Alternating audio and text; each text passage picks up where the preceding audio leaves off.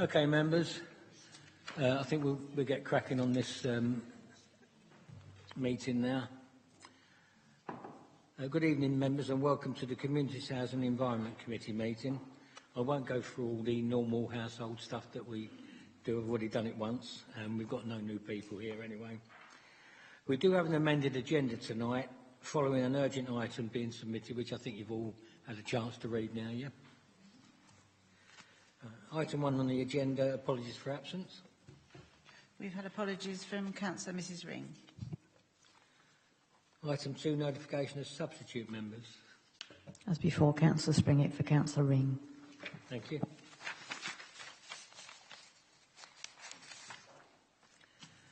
Item 3, urgent items. As I said earlier, we do have an urgent item relating to temporary accommodation, which is on the amended agenda.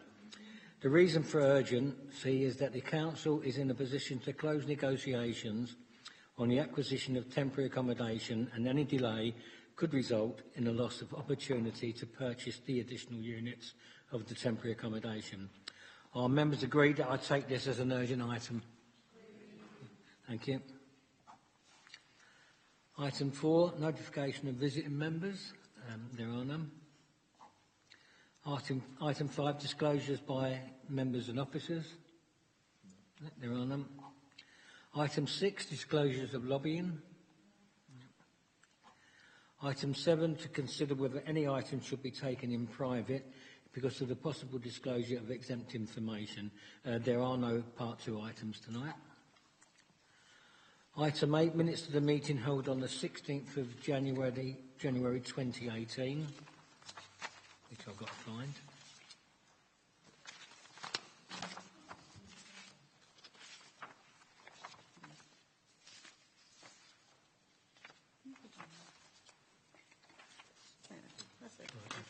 Thank you. I'll go through these page by page as normal. Page 1, page 2, 3, 4. Members happy that they are a true record for me to sign? Thank you. Item 9, presentation of petitions. There are none. Item 10, question and answer session for members of the public. There are none. Item 11, committee work programme.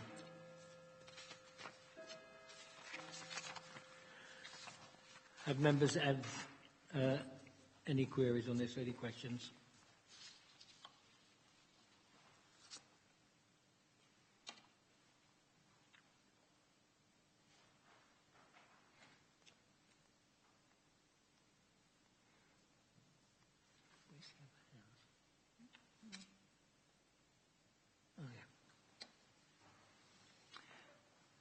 Just for the record, by the way, as you probably see, we've got Heather House down as an update for April. It was going to come to this one, but because of the amount we had tonight, we've moved it over to the April one. Any other questions, members? No? Okay, thank you. Item 11, key performance indicators, update quarter 3, 2017-18. Anna.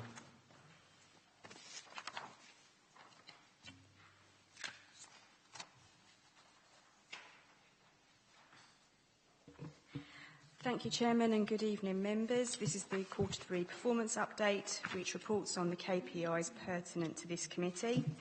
I'm very pleased to report an extremely positive picture of performance for this quarter, with 7 of the 9 targetable indicators meeting or exceeding their targets. I'd like to point to several of the areas where I think performance has been extremely good. To start, this is the percentage of relevant land and highways with acceptable levels of detritus, which is a result of focused energy on this area of work. The percentage of fly tips with evidential value resulting in enforcement action, which has been an improving picture throughout the year so far. The percentage spend and allocation of disabled facilities grant budget, which is well ahead of the budget target and reflects the work within the team and the energy that the team has put into that area. Whilst it has been a drop this year, this quarter, the number of households prevented from becoming homeless through the intervention of housing advice, this has exceeded target quarter upon quarter, and whilst there has been a drop since last quarter, we are already seeing numbers go up for the final quarter of the year, which I think is a very impressive piece of work that the team has undertaken. The one indicator which is showing red is the number of affordable homes delivered. There is an explanation on page 9 of your papers, but this isn't unusual for this time of year. Traditionally, the developers push towards the end of the year, which is explained. So this is planned to be on target and in fact exceed target by the end of the year, which is positive as well. I'm happy to take any questions, and officers are obviously here to comment on those areas which I can't. Thank you, Anna. Any questions, members? Councillor Joy. Thank you. Page 8, 3.6, fly tipping. And it says in the last paragraph, within this quarter, there have been 3 prosecutions related to fly tipping. Doesn't tell me how many that there were that we tried to. So was it 10 and out of that 10 we got 3, or was it 100 and out of the 100 we got 3? I have nothing really to gauge. So would anyone know?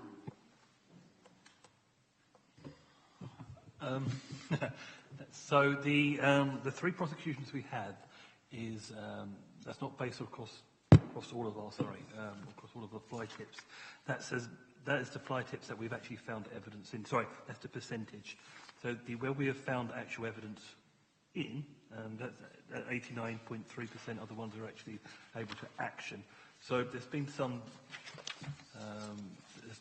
fly tips out there which we have found tiny bits of evidence, but there's been no use to us, and it's not worthy for us to progress into this.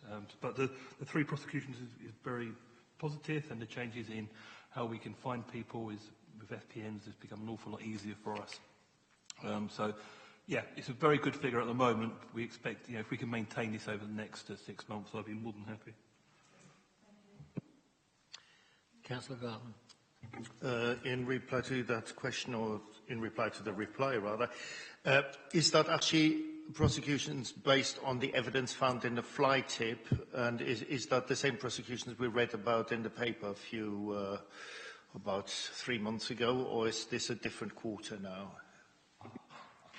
I couldn't tell you on the individual cases, but those 3 prosecutions have been based on names and addresses found in the fly tips, in rural locations, if I'm not mistaken. Right. My question was whether it was actually the evidence in the tip rather than reporting evidence from members of the public. Those were, in all 3 instances, there was evidence found within the fly tips.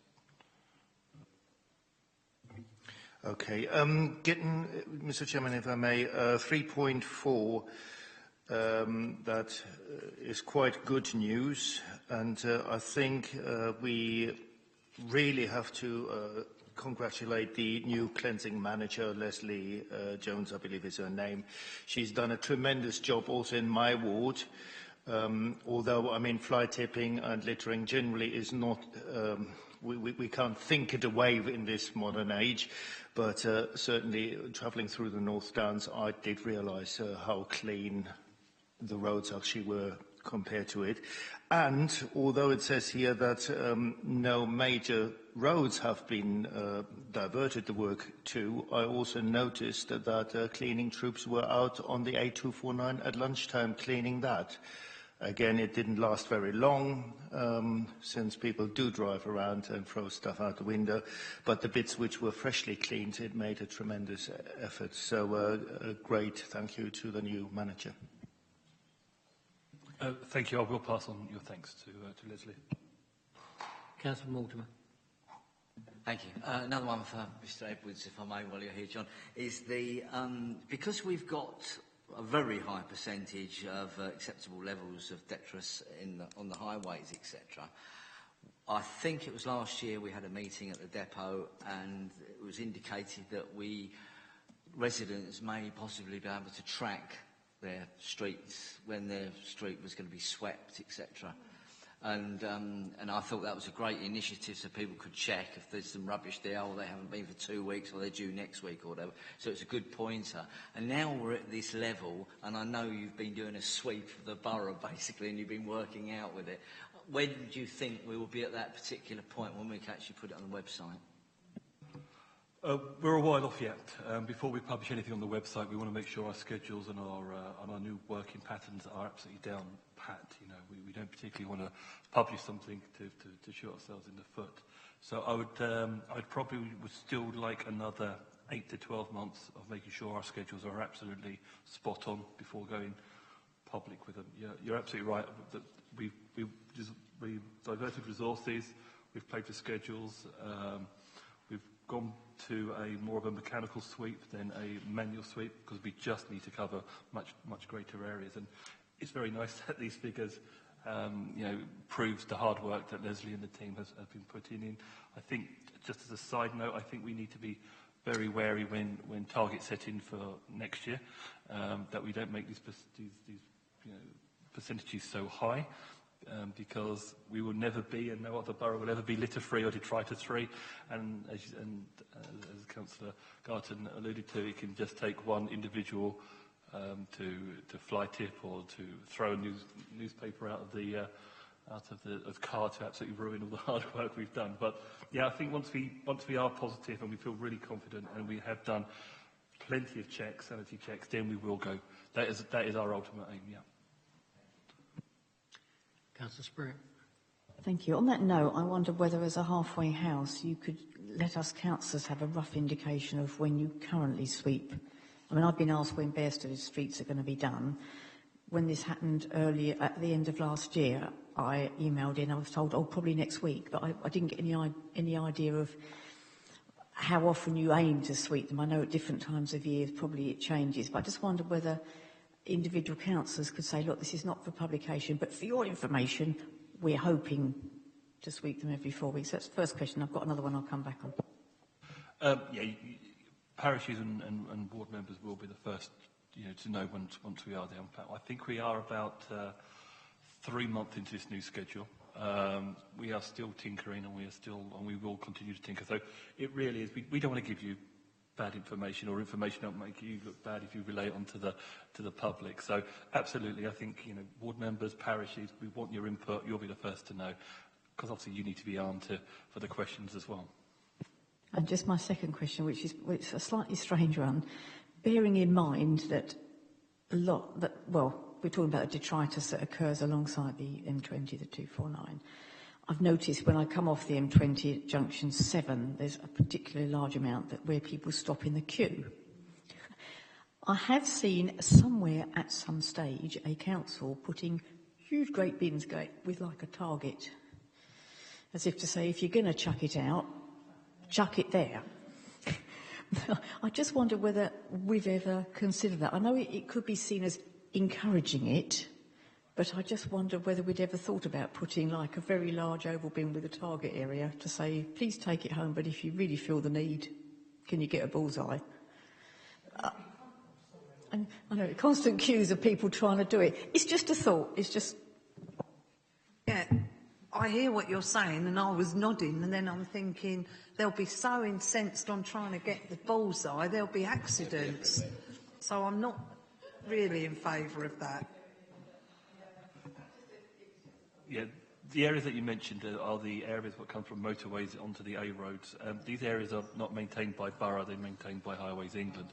And also we're very heavily restricted on what we can put on beside the roads by KCC. They can be great distractions for people, and Councillor Joy said, they can all of a sudden become a bit of a game, and we're getting people just clearing out their cars because they want to throw. It has been tried, and I can't remember where. I think it's somewhere in America, and it wasn't a great success. Any other questions, members? Councillor Robertson. Yes, Chairman. I think before we leave this item, I think we ought to pass on our thanks to all the staff who worked very hard during the recent bad snow, you know, clearing the footways and the areas in the town and, you know, on the outlying shopping parades. You know, they did a very good job and they ought to be thanked from us. Thank you again. Yeah, we are planning to have a big thank you for our staff who worked over the snow period. And yeah, it was a massive effort to get through it. I'm glad to see the sun's out today. But yeah, we are planning to say a nice thank you, probably after Easter, and we're all caught up in our sleep. Councillor Field. It was just a quick question about the prosecutions. Did we recover costs of clearance and the actual prosecution itself? Yes. Any other questions, members? No? Okay, we are asked to note that the summary of performance for Q3 of 2017-18 for key performance indicators, KPIs, be noted. Duly noted by everyone? Thank you.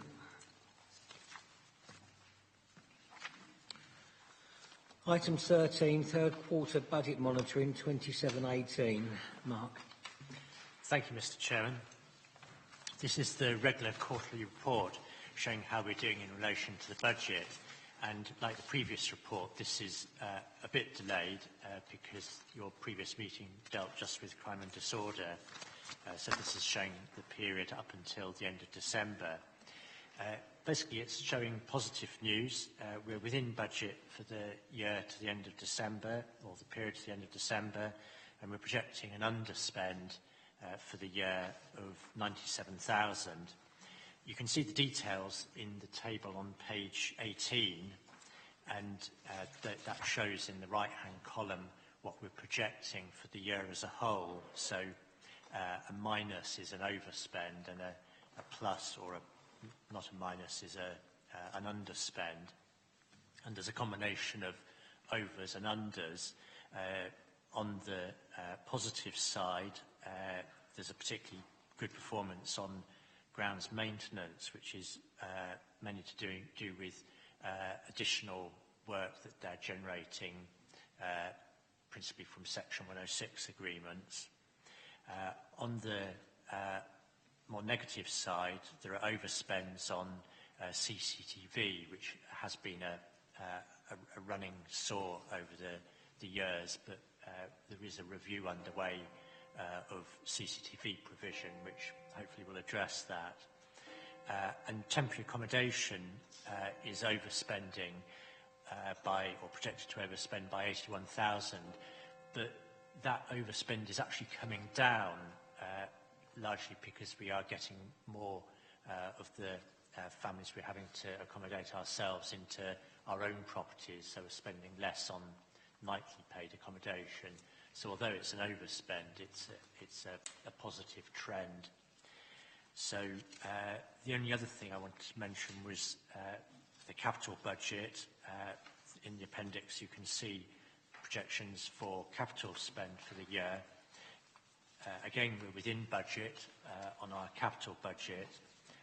There's a bit of slippage, particularly on disabled facilities grants, where we are not projected to spend up to budget, but that money will be carried forward into next year. So happy to take any questions that members may have on the detail on that. Thank you. Councillor Burton. Thank you, Chairman. I've been far too quiet this evening. I had to say something at some point.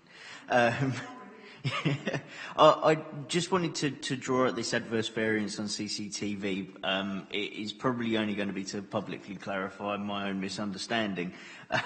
But maybe 3 meetings ago, we had a vote on what would happen next for CCTV, and I believe that this committee resolved to go back out to tender, essentially, but so long as that was within the budget as set out in the MTFS. So I'm unsure now, bearing in mind that decision, why we're still seeing a continued adverse variance.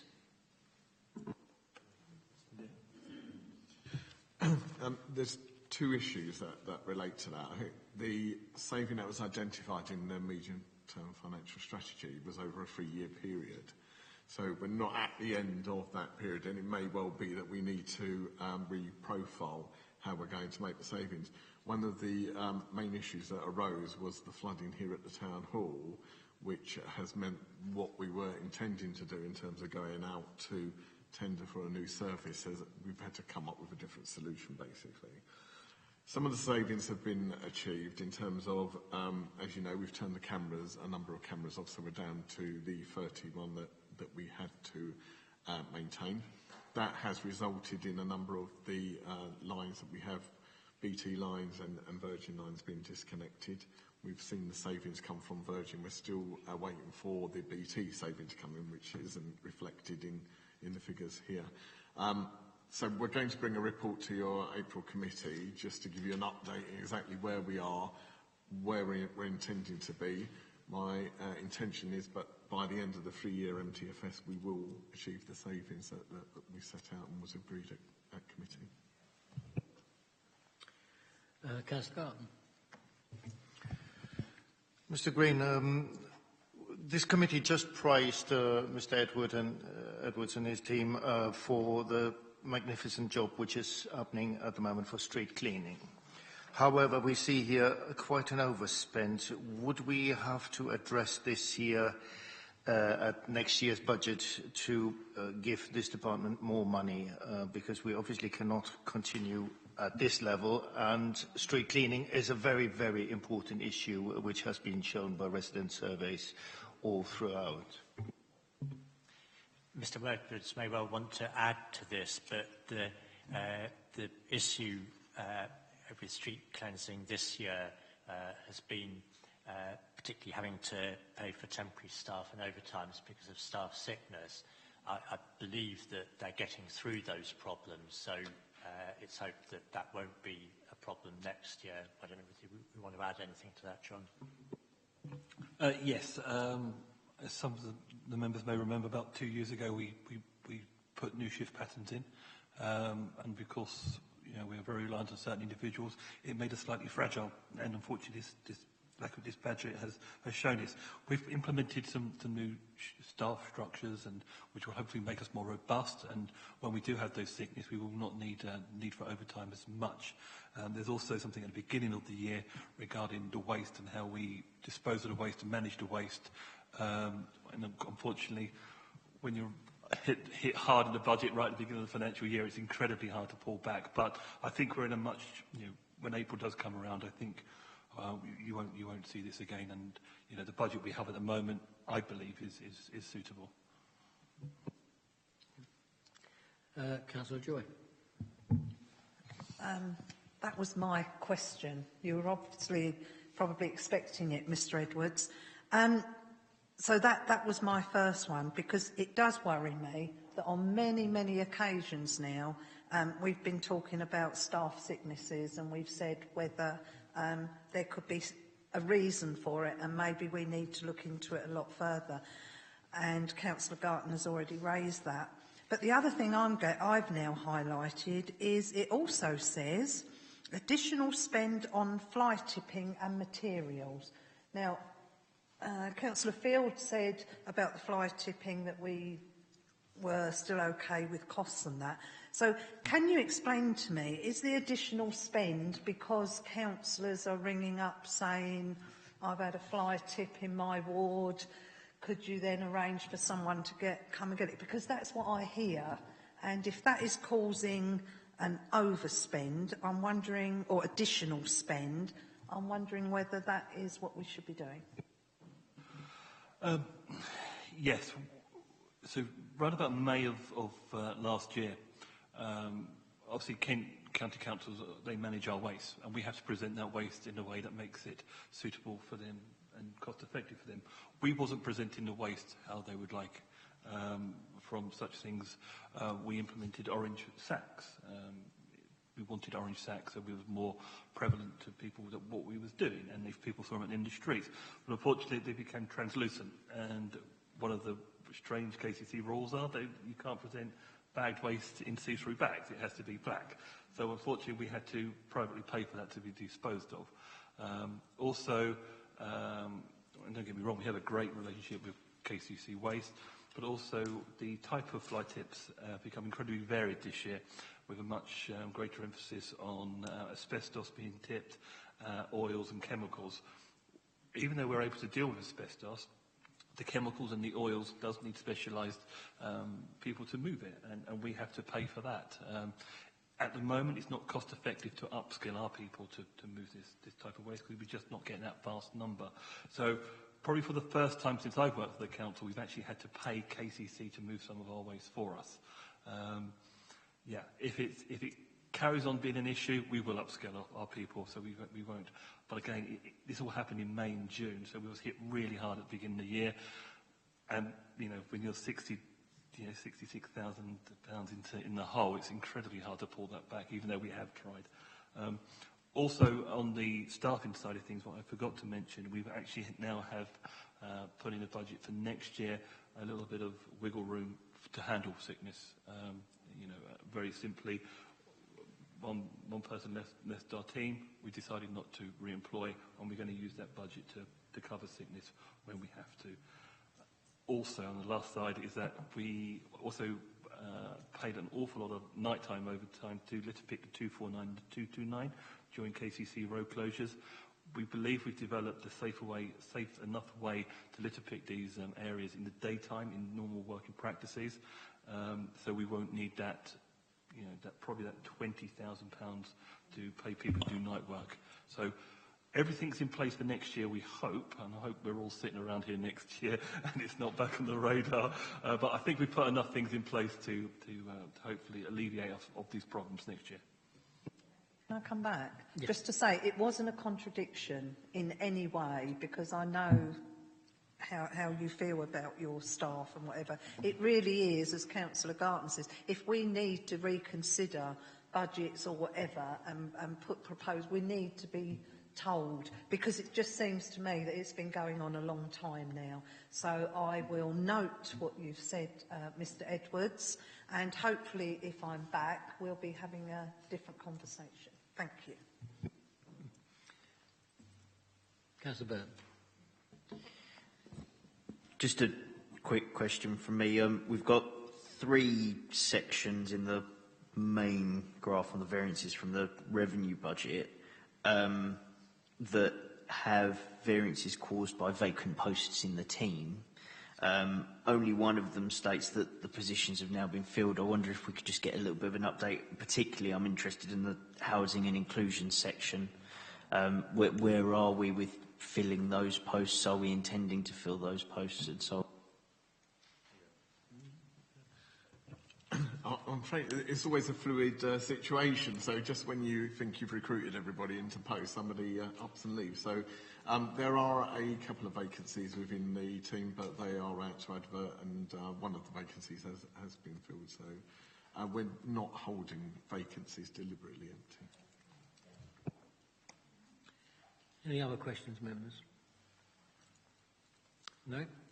Okay, we have the following recommendations.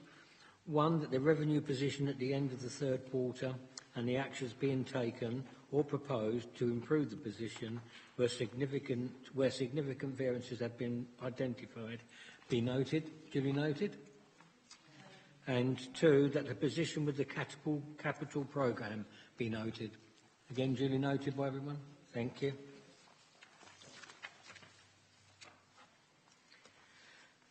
Item 14, charging food businesses for food hygiene rating scheme rescore inspections. Tracy. The report is introducing the charging for food hygiene ratings re-inspections that officers carry out when businesses wish to improve their food hygiene rating score from, say, a 3 or a 4 to the highest score, which is a 5. This is a scheme that the Food Standards Agency have piloted in other parts of the country. It's been adopted by the Welsh FSA, and by a number of local Kent authorities. The FSA give us guidance on the charging, which should be to recover our costs of the time of the officers carrying out the inspections. And this has already been put into the charging report that went to Policy and Resources Committee in November. The report today is to really get an endorsement that in terms of policy, this is something that you would like to pursue. It is something that will be of benefit to businesses in that we will be able to carry out inspections within the first 3 months from the inspection date, which will enable businesses to have a better food hygiene rating score and therefore be of benefit to them in terms of their publicity. It doesn't mean that we won't be dealing with non-compliance in our normal way through our normal enforcement policy, so it shouldn't implicate sort of poor performance in any way. As I say, it's been adopted elsewhere with some success. We don't anticipate it being too onerous or an increase in sort of the inspections that we currently have, which run at about 20 a year across Maidstone. I'm happy to take any questions from members, and I've got my team leader, food and safety team leader here to also assist me in that. Thank you. Thank you. Questions, members? Councillor Burton.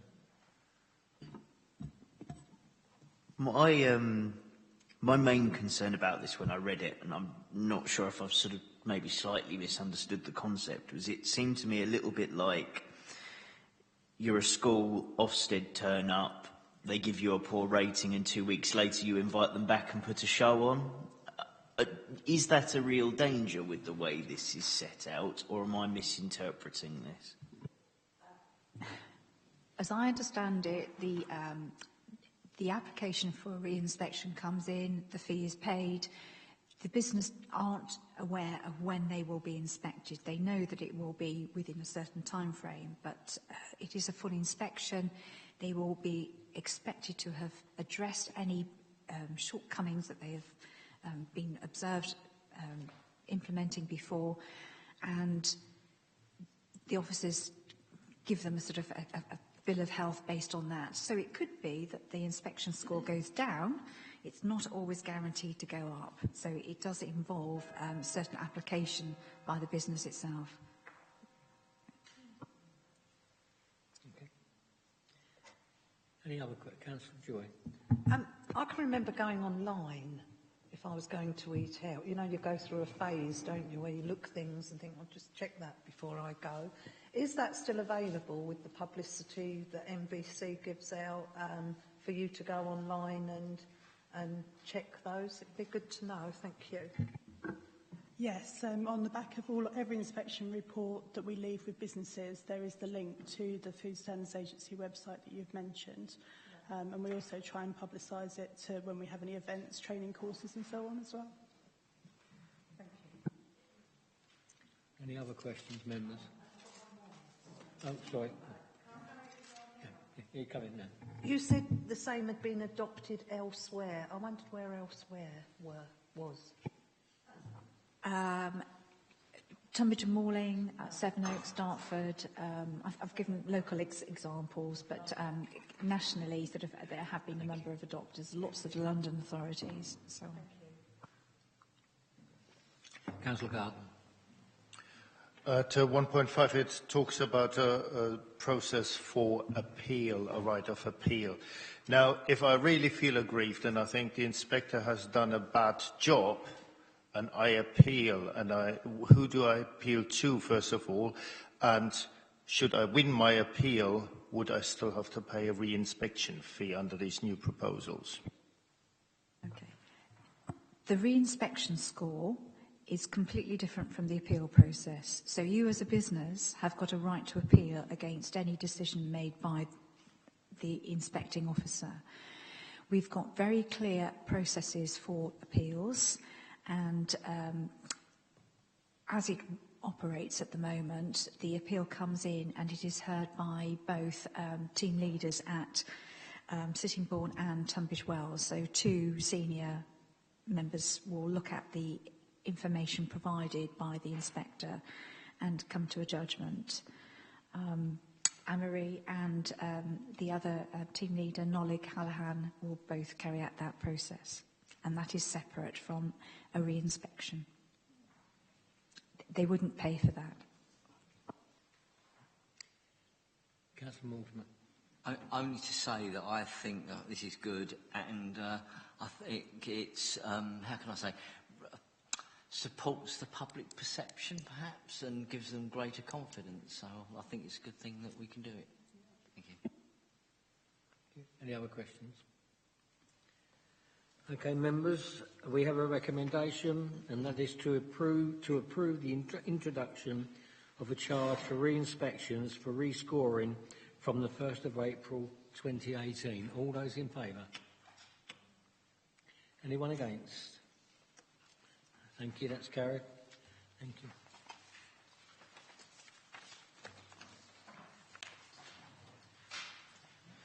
Item 15, Community Toilet Scheme Update. John. Thank you, Chair. So, back in 2008, it was decided upon that Maidstone would implement a community toilet scheme. I think it was the third council in the country to do this. Many other councils have now followed suit. And back in March 2016, it was decided upon that we will refresh the scheme and make a number of changes. As part of these changes, we changed a number of toilets within the scheme, just because retail as it is, people change, people go out of business, facilities get worse. So we decided to, on the 9 toilets that you see on page 33, and with those chosen because of their facilities, how clean, how well they maintain their location. We try to get a good spread across the town centre. And also as part of not just updating the members of the scheme, we also improved our signage as well. So we now have a number of very large community toilet scheme maps, predominantly based along the river, outside car parks, outside of subways. These locations have been picked because the visitors to Maidstone who may not know Maidstone very well, we believe these are the most prominent place to put these signage. And also, we also receive very few complaints about toilets or the provision of toilets, but we was getting a little bit of feedback from the Kentish lady saying most of the people who have just got off a coach wanted to use a toilet but couldn't. So we've really ramped up the signage around that area. We've also, on the businesses who are part of the scheme, we have put stickers in the windows, around about dinner plate size as well. We also have our information online on our website and a number of the public-facing apps that people can use to find toilets. They're also on there as well. Yep, and just side note is 1.17. We have been asked, and I'm afraid I can't remember the name of the charity, whether we would be able to put a hoist in one of our toilets to help the disabled. As we have very few toilets, our own toilets, we will be offering this out to the privately owned as a match funding bid. We have put aside £1,500, so if the company wished to get a hoist in, we'll quite happily match theirs. We believe it'll cost about £2,400 if they wish to, and of course we'll pay half. So please, have you any questions, please feel free to ask. Councillor Burton. I'd like to just pick up that last point about part funding the hoist in a toilet of a privately owned commercial establishment.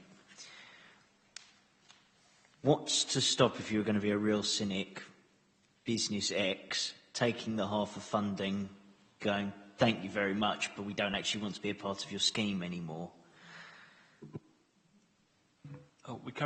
We believe what we will do, we'll offer this funding, and we'd only probably need one because we only got funding for one, but we would tie them into probably a 3 to 4 year membership of the scheme. Councillor Mortimer. Thank you. Now, I know Mr Edwards is probably going to know what I'm going to say, but essentially I still support and think that Maidstone ought to have a public toilet for all to use, and we should not be relying on businesses to offer the facility. It's a shame that we've had to cut it in the past. Fair enough, the community scheme does work fairly well, but saying that, I still think it will be good for this town to have a proper functioning loo, even if it's paid. You come out of Maidstone East Station and people, visitors, they come into Maidstone and what do they see? The Brenchley Gardens toilet as the nearest one. And we all know what about that.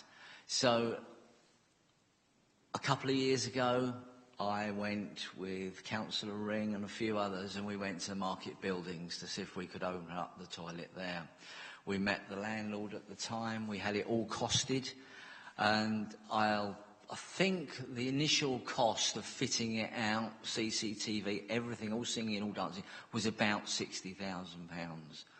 And at that time, the gentleman we were speaking to do with the landlord, actually suggested that they would provide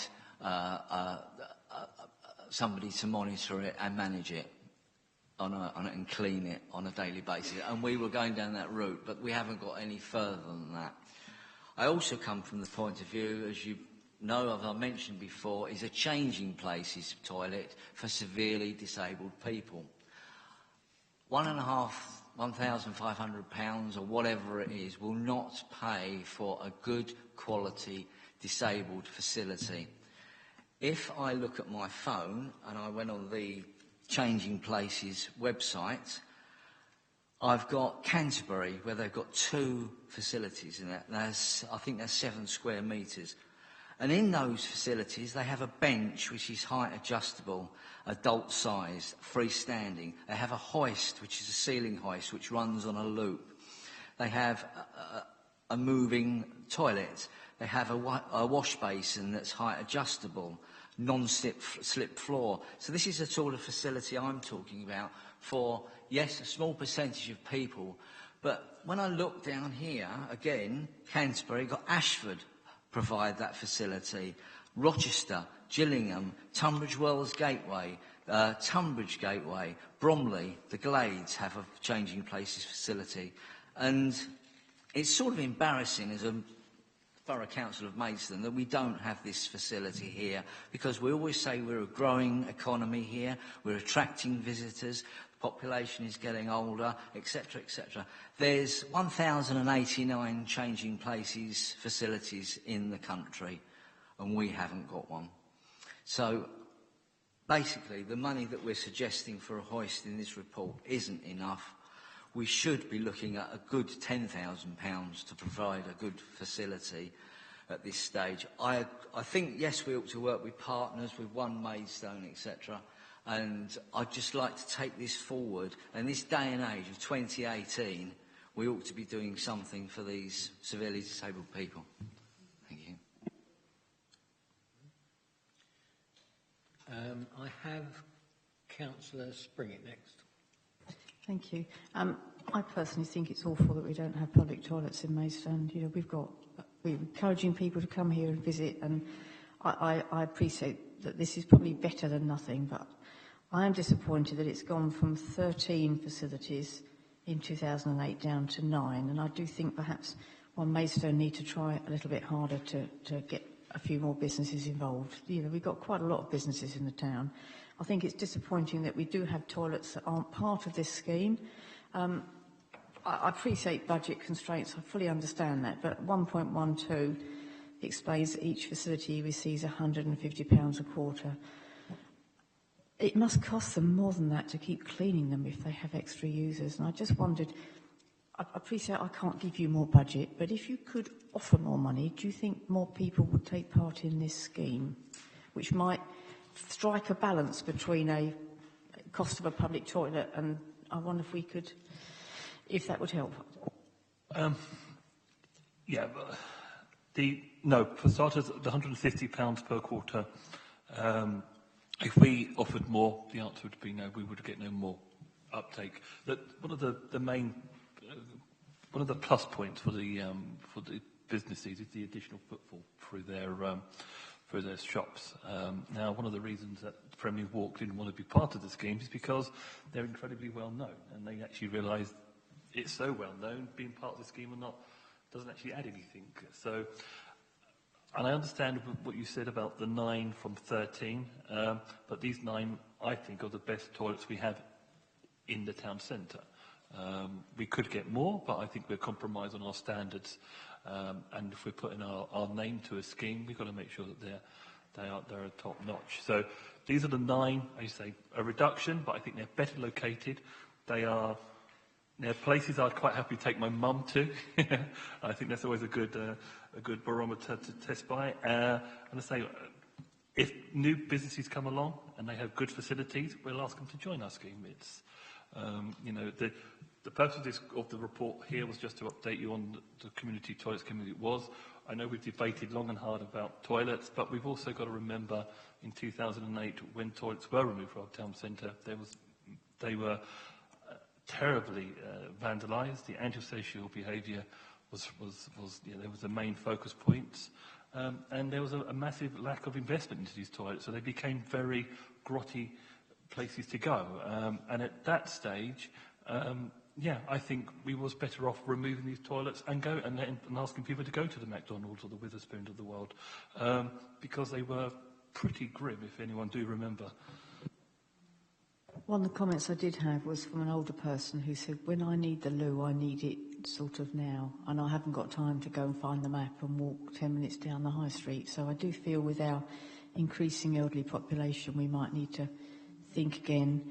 I just wondered whether we'd ever thought about I don't particularly like them, but these, what do they call them, electronic loos, where you pay £1 to go in and beam me up Scotty type things. I just wonder whether we'd ever thought of those or not. Yeah, we did. We've looked at purchasing pods, if you will, that can come straight in and incredibly expensive, opened for vandalism and theft.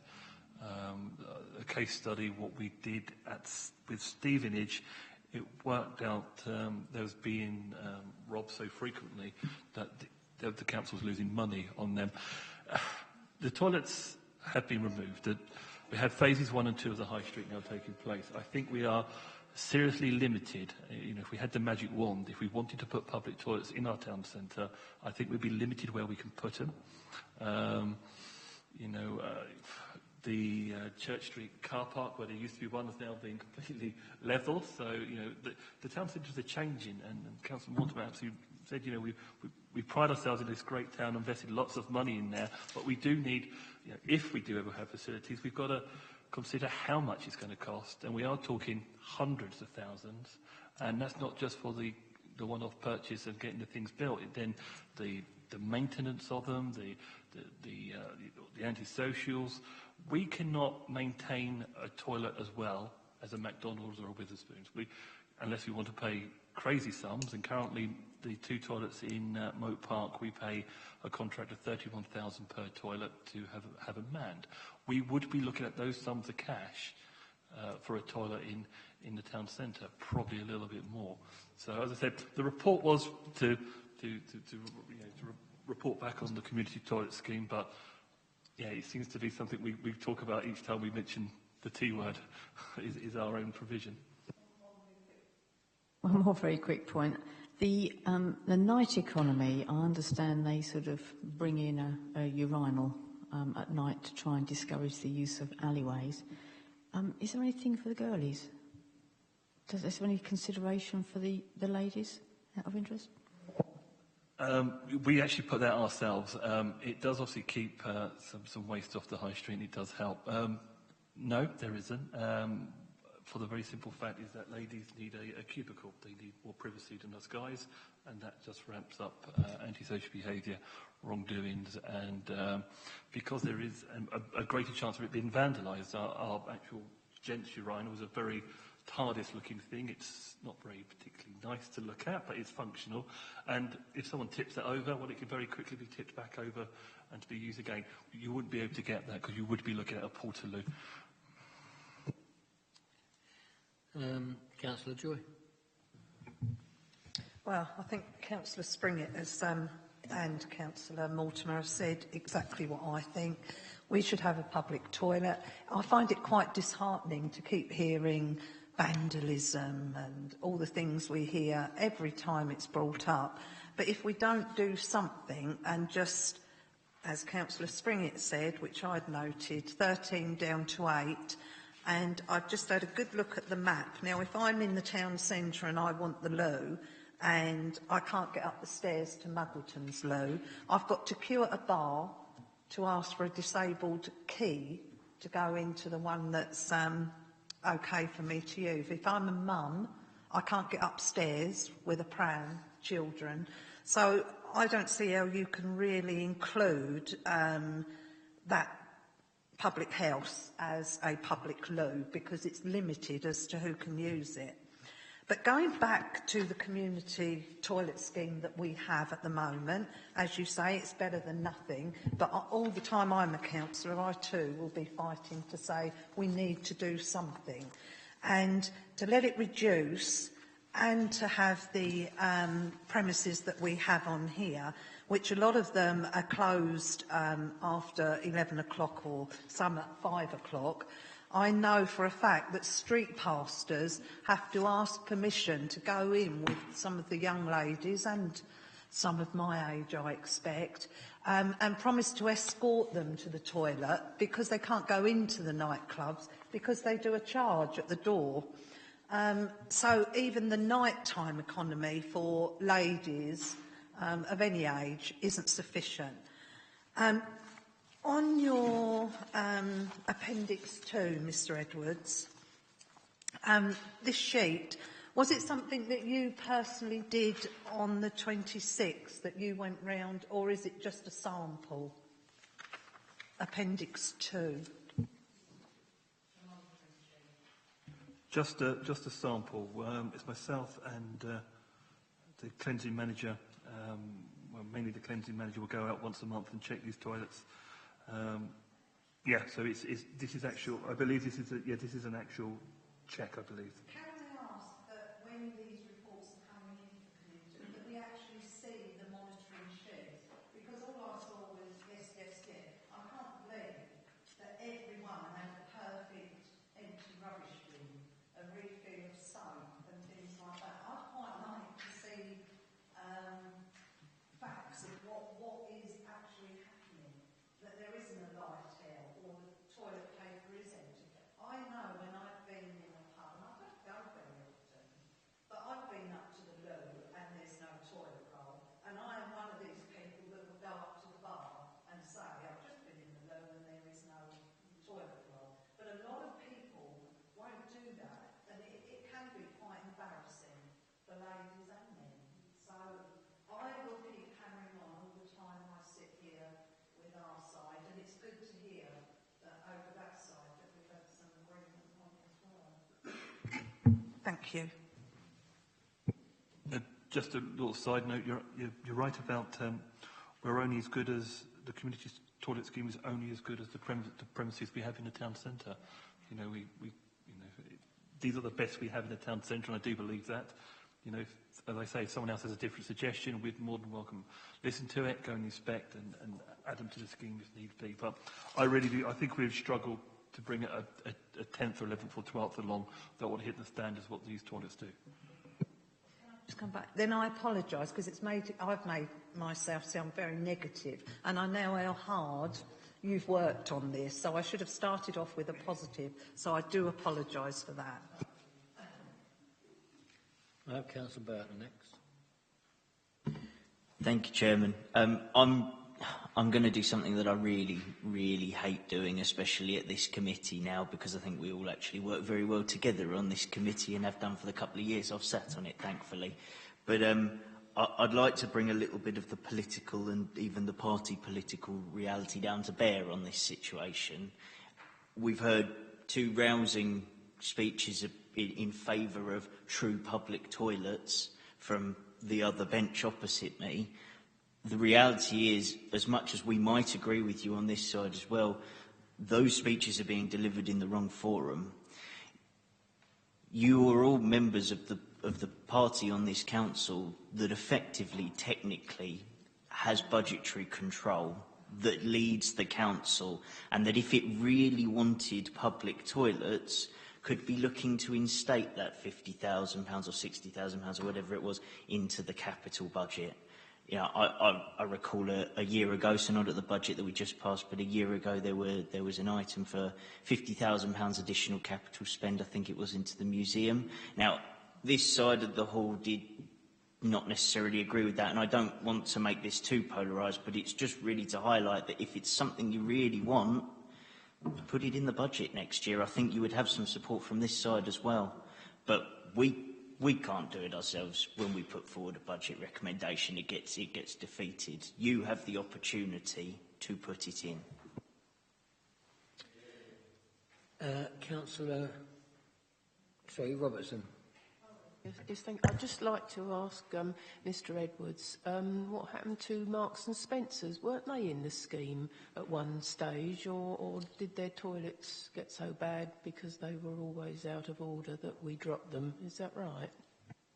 Yeah, absolutely. They had problems with it constantly being out of order. The location of it wasn't great. It was very much tucked behind. And so it was quite clear that, you know, unless... And they was asked, is there any plans to improve your facilities? There wasn't, so unfortunately we had to pull them. Yeah. Councillor Mortimer. Just a quick one on Councillor Burton's comments, and just that essentially the budget was set because of the way the constraints that the government have placed upon all local councils. And I think the people opposite me actually subscribed to that party that supported the austerity programme in the first place. But going back to funding and the actual capital, if I can setting up a proper public loo and hopefully a changing places facility, we've got, Mr Green, we had a meeting recently regarding the business rates retention pilot. Could we possibly look at it through that as a funding item? And also there's the new SIL that's coming in. I think there's a possibility where we could ask for a percentage out of numerous planning applications happening with the growth of housing through the local plan. We could actually deliver a facility actually having a SIL regulation to provide a proper, decent public facility in the town area. Thank you, Councillor Mortimer. I think your second suggestion is a more helpful one, in that certainly Section 106, SIL, those things can be used to fund amenities for the public. On the business rates retention pilot money, that's intended to support growth, and we've drawn up criteria that went to Policy and Resources Committee a couple of months ago, which mean that the things that we're using the business rates retention money for are investments that will generate additional income for the council, future benefits. As Mr Edwards has explained, unfortunately with public toilets, you are getting into an ongoing revenue commitment if you open new ones, so it wouldn't unfortunately meet those criteria. Councillor Field. Thank you, Mr Chairman. I think on the last couple of points raised, my understanding of the governance of how the council is now set up is that actually this committee, if it, as it appears to do, wishes to support the development and maintenance of a suitable public facility, it should tell the council that that's what it wants. So if that's what this committee wants, the starting point, I would have thought, would be for the committee to be given a report showing what it would cost and what the options are around 100% public financing, joint financing opportunities, how it's been done in other areas. So that Policy and Resources, I imagine, can consider that when we're putting together capital and subsequent revenue budgets. So given the passion that there apparently is around the table for a public facility of some kind. And I think that there are opportunities, and it does chime in with growth assumptions and so on and so forth. I would suggest, Mr. Chairman, that the appropriate thing to do is for the committee to make such a request and for officers to come back with a properly costed proposal for how it could be done, and then it is for council to decide whether that is a budget priority or not. So that would seem to be a sensible way forward to me. Councillor Burton. Just to show that I mean what I say, that I don't like to drive the party political wedge between us all. If that's a motion, I'm happy to second that we have a report to this committee. I'm happy to make it a motion. I assume, Chairman, you would need me to put it in some sort of words that can be recorded for the minutes. So I would propose that the committee request officers come back with a set of proposals costed for a 21st century facility within the town centre.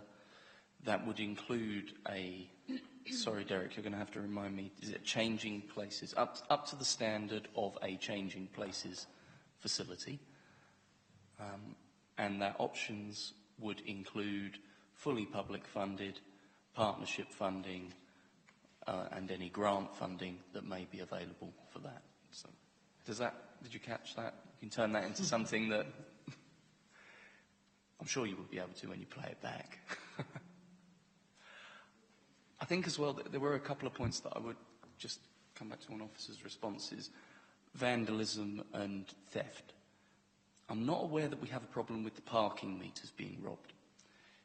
Being robbed largely comes down, and I did security work for a while in another life. Depends how much you're worried about being robbed. Likewise, the little boxes that used to be in the public call boxes, they were a devil of a thing to get off. You'd have to be quite a determined thief.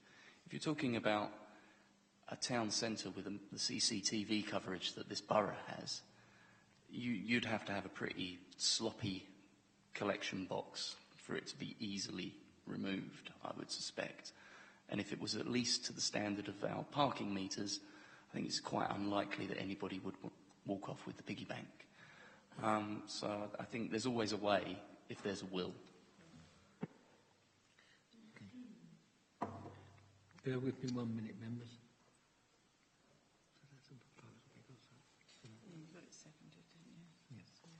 Okay. Did you all understand the proposal from Councillor Field? Yeah. Is there someone prepared to second that proposal?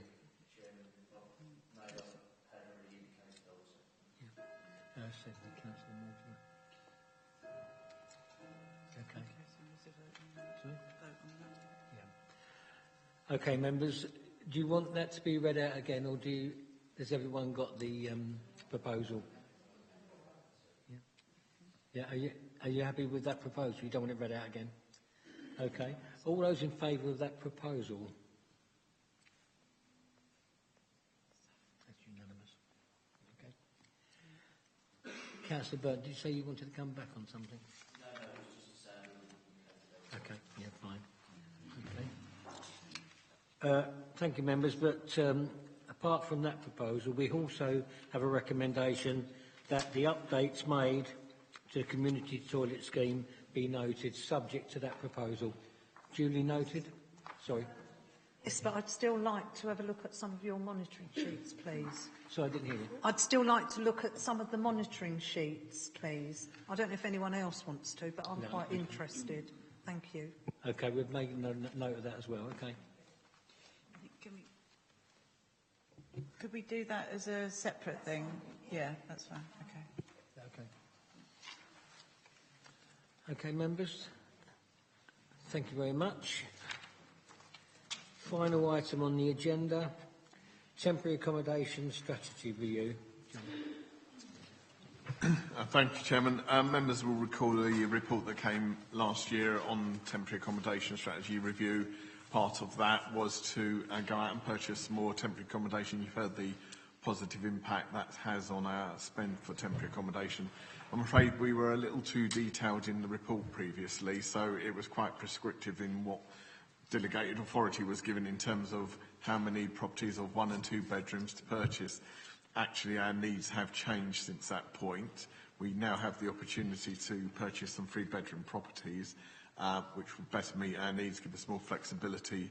So what this report is asking to do is to amend the previous recommendation just to give us the ability to purchase those properties through the delegated authority with Mr. Green. Thank you. Councillor Field.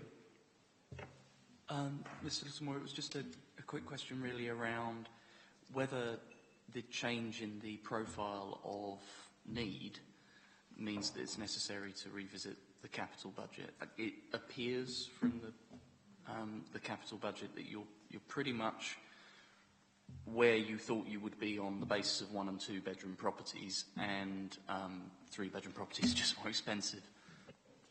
Yes, for a change, we're not asking for more money. We are confident that we can actually achieve what we need to within the budget that was agreed previously. Any other questions, members? Councillor Burton. With the intent of this amendment, if you like, to what was originally put forward, is as prescriptive as to allow the purchasing of 3-bedroom dwellings. Would it be better if the wording of the recommendation here reflected that, rather than sort of giving carte blanche to the possible future choices of which houses we might be purchasing under temporary accommodation? Does that make sense, or am I really trying to overcomplicate something that doesn't need to be? Sounding from the audience. From my point of view, respectfully, yes, that sounds like you are trying to overcomplicate matters. I think we were in the rounds. We've purchased some of the units already, so basically we're within the remit of what we were asking before. It's just we looking back in hindsight, we shouldn't have specified what size property. We should have just said up to 15 units, but up to the value of whatever it was, 4.5 million. So yeah, to be honest with you, I don't think we need to restrict it any further than that. In that case, Chairman, I'd like to move the recommendation of the paper. I think it's something that we really need to press ahead with as a council. Okay. Councillor Garden. Personally, I've got a bit of a problem of delegating powers and giving powers out of our own hands. Could we either time restrict this power or make it subject to some review, or whatever would be the more suitable way? I do understand we will have a problem over the next couple of months with the elections coming, etc., and then the new council being set up, so we will not have regular meetings as necessary as we probably would need to have a monthly review on this, but at least time restricted till June, to our June meeting. I think the restriction in place with the size of the budget is what members need to concern themselves with. I wouldn't want to put a time restriction on how quickly we could go out and negotiate and purchase the properties. Obviously, we are looking to do that as expeditiously as possible because it's in our interest to do so. However, with the time restriction, giving you the delegated power subject to review in June, basically just for you to report back to us, this is what we've done till now. Can we go out with another delegated power for the next quarter or something? I mean, it doesn't really take much to report back to this committee. We're not asking for anything more than what has already been agreed. There wasn't a concern about, but I'm happy to report back in June with progress if that's what will give members more confidence. Councillor Field. On Councillor Garton's point, I think actually, given the response on you're confident that you can deal with the issues that we're seeing within the funding, it appears to me that you're committed to 15 within 4.5. So from an assurance perspective, it appears that councillors are... I don't think you're going to come back and tell me you've only bought 9 and you've bought a lot of 5-bedroom houses, for example. What I think, in terms of assurance for councillors' purpose, may be more helpful is, as you suggest, come back in June with a breakdown of purchases, because the line of capital is very bland. So a slightly more detailed report detailing what you've bought, where, so that it would also give councillors a better view of what the actual homelessness need is for the temporary accommodation. Are we dealing with predominantly single people? Are we dealing with families, etc., etc.? So I think that would be very helpful from an assurance perspective. Do I have to put another motion for that? I'm quite happy to provide information about the size of accommodation and sort of roughly geographically where they are. I wouldn't want to, in a public document, or disclose the actual amount that we pay for the properties, because that's commercially sensitive. Chairman, can you just explain to me, if it's been proposed and seconded, should we not be voting unless someone's going to actually put something on the table for us to... Because I thought we'd already done it.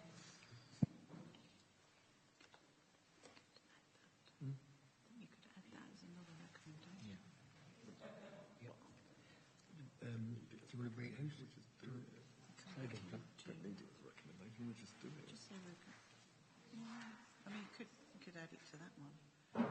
And that officers come back in June with detailed list of purchases. Yeah. Just add that to the... Would you be happy to just add that to that recommendation, that officers would come back in June with a detailed list of the purchases made?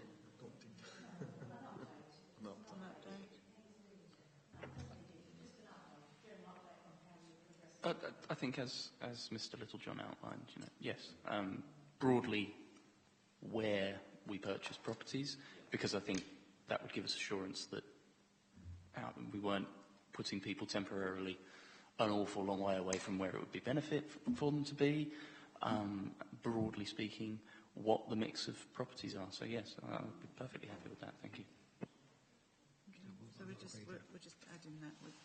Well, I think you're probably happy just with that. You don't need to be reading.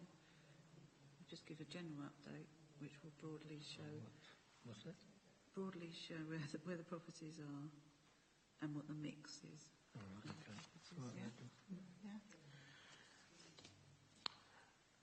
So any more questions? No?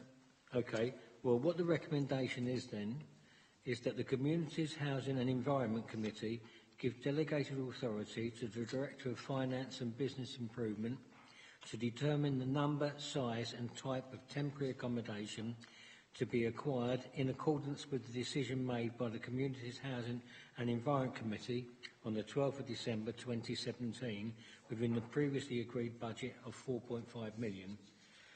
And that officers come back with a general update. Yeah. And the officers come back with a general update broadly where the properties are and what the mix is. Yep. Okay. Okay, all those in favour of that? I second the proposal that was on the papers. I'm now not seconding what you've just read. I'm not saying I'm not going to agree with it, but as it wasn't what I seconded in the first place, I think it should now be said again, because there might be a different proposer and a different seconder. Thank you, Chairman. Sorry. Right. So can I have a proposal for that one I've just read out, please? I think originally I proposed this, so I'll propose this one as well, if you're happy with that, Thank Chairman. you. A seconder for that? I'm happy to second the proposal. Councillor Field. Right. All those in favour? Okay, that's unanimous. Thank you. Yeah. Okay, members, thank you very much. That's the meeting closed. Right. You